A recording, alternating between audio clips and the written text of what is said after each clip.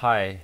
So I want to prove that this channel, Cube Roll, is not just boring videos of my solves, because let's be honest, blind solves are really boring, especially the memo. And I did say in my last video that this channel had data visualizations. So let me show you that. So first off, there's this Facebook group called WCA Statistics, and what they do is they go through the database of all official cubing results and they find interesting kind of tidbits or like stats that you can glean from that database. So things like, oh, who's gotten the most DNFs in fewest moves and things like just anything you'd want.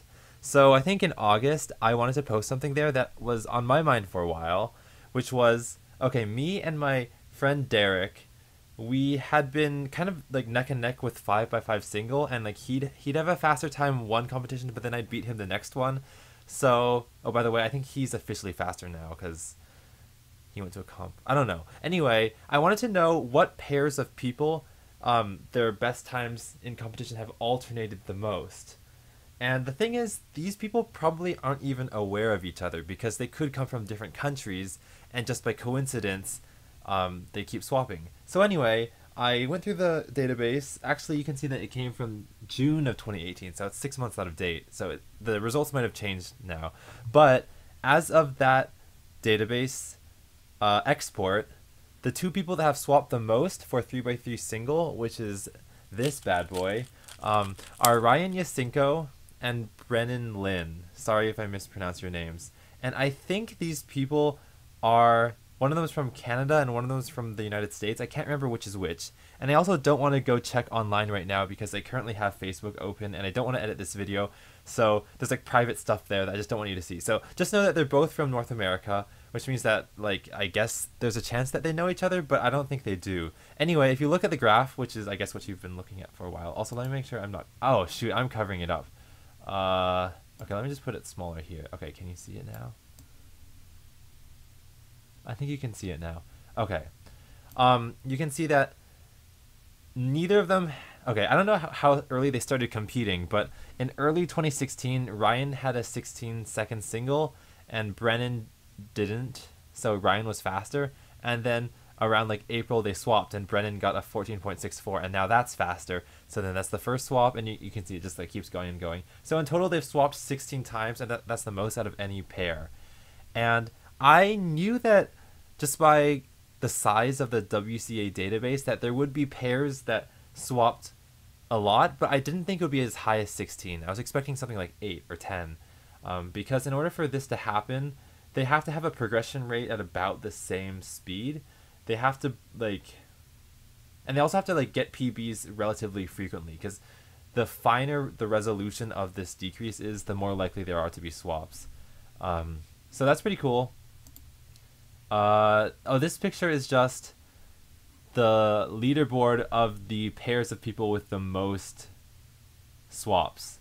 So you can see that I used the WCA ID, and here's Ryan and Brennan, and they swapped 16 times. But these two people, which I don't know their names, but if you go Google them, you'll probably get their WCA IDs, and then you can find their names, have also swapped 16 times. So that means two pairs of people have gone through 16 swaps, and you can see it just keeps going down from there.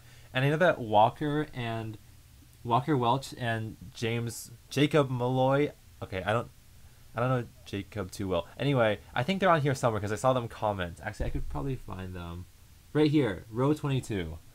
And yeah, they're part of the 13 swap. So this second smaller chart here shows that if you only look at pairs that have 16 swaps, there's 2 of them. And then if you only look at ones that have 15 swaps, there's 3 of them. It kind of makes sense. This is the count for those pairs. And obviously, as you go fewer and fewer swaps, it's easier and easier to get that. So the number goes up exponentially. And if you go up to 0 swaps, that would be like infinity. Okay, I don't know what I'm saying, but I didn't count it for anything lower than 6. So this is an interesting stat. Next I went with, oh, by the way, all these images I first kind of released by posting it to that Facebook group, WCA Statistics. But I also know that Facebook posts have a very short shelf life. So within a week, everyone had forgotten about it, which is fine. You know, I'm not asking for all your attention, but I think that YouTube videos help archive things better. So not only is this a way of proving what cube roll could also become, as in the channel, not the game, but it also helps me kind of cement this project I did in time so that no one forgets it. So anyway, this is for 3x3 average. I forgot to label this. So with single, one thing that's interesting is that if you get a lucky single, you will not beat it for a long time, but averages more closely reflect your global average. So I feel like they take smaller steps down, but more of them, which means that the maximum number of swaps for the 3x3 single is going to be higher. And we actually see that. It's 17 swaps in this case. Also, you can see the image, right? Yeah, I'm always worried that like I'm covering it up somehow. Anyway, Christopher Olsen, who is the former 2x2 world record average holder, yeah, and Weixing Zhang, I guess it would be like Zhang Weixing. I don't know the tones, I'm sorry. They swapped 17 times with their average, starting in late 2009.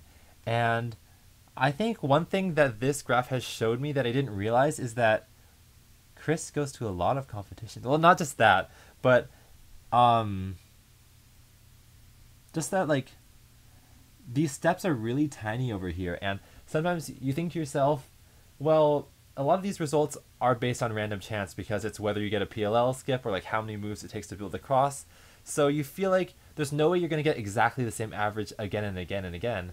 But I guess it's just the law of large numbers that kind of pulls everyone towards their global average. And that's why these very small drops in an average can even happen in a row. That's not a coincidence. Like, I'm guessing most people are like that.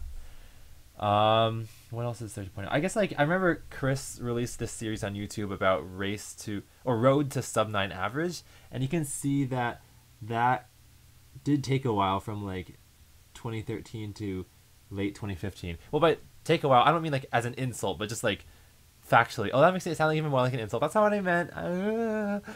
But now they're both sub 9, so it's all cool, and they've swapped 17 times. Okay, I know you're getting bored, so on to the next image. Okay, this one was for a private person. Like, someone had just commented on my post saying, "Can you find the person who swapped the most times with me?" Oh shoot, you know who this is, so now you know who I'm imitating. Oh my god, okay, I'm starting beef. But it was really easy to do that because the code that I had written, it lets you choose kind of whether you want to select among all pairs or only pairs that involve one person. So like if I somehow make it an online application that you can type in a name to, I could make it draw this graph for you automatically, but I'm just too lazy.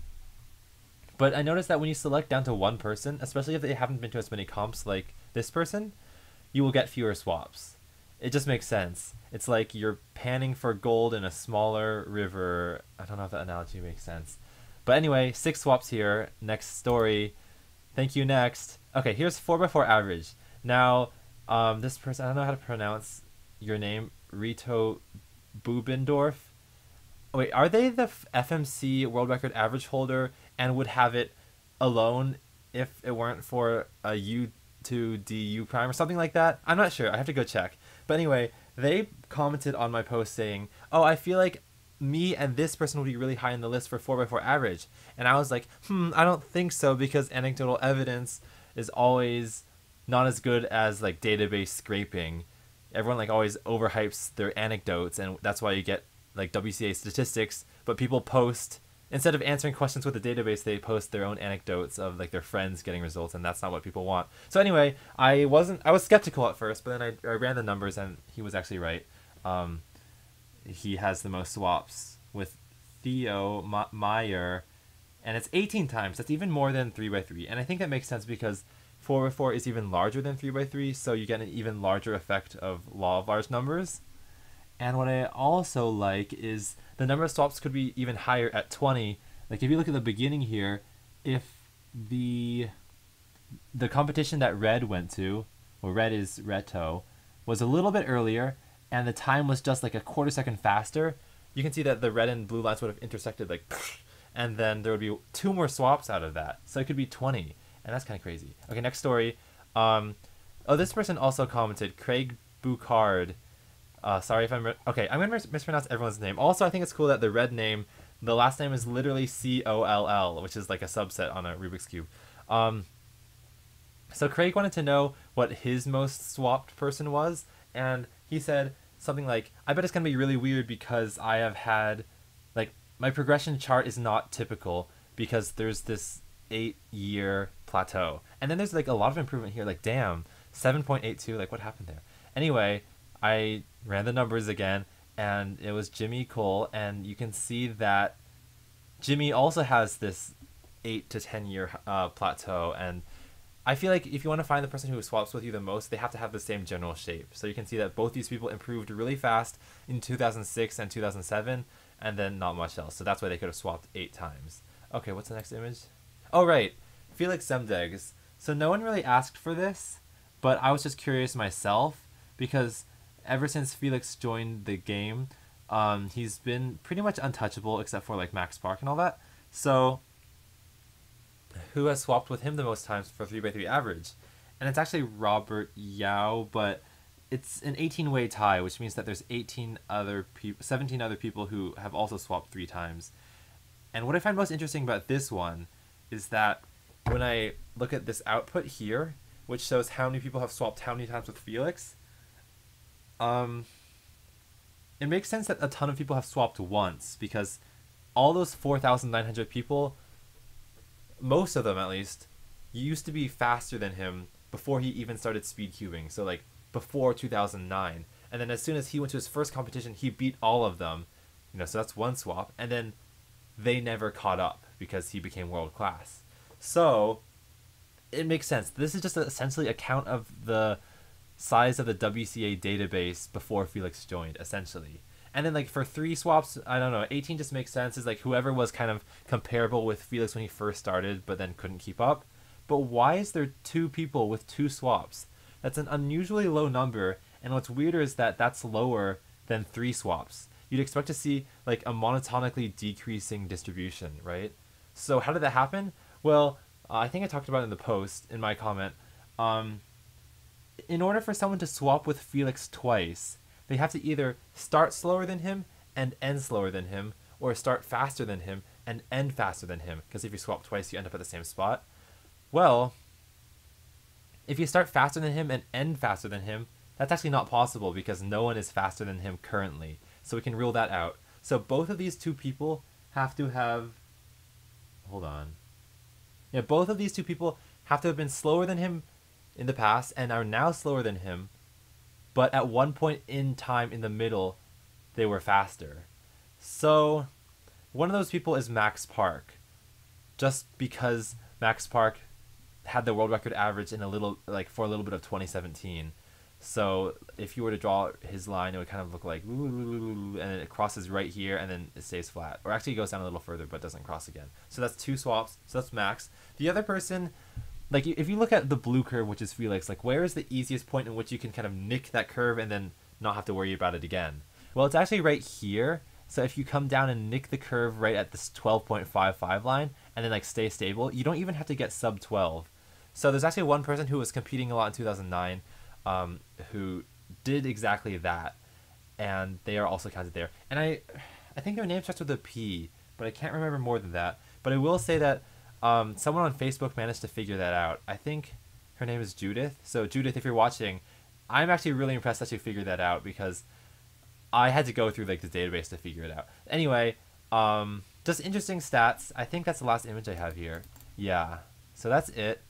I just wanted to share some stuff that I do with the WCA database, and I do this all for fun, obviously, because I mean, like a lot of YouTubers have see their YouTubing as a job, but obviously Cuberl doesn't have a large enough audience for it to count. And I just like, if I want to kind of treat my life as utilitarian, like let's just get the most money possible, I should just ditch Cuberl. I should ditch speed cubing entirely.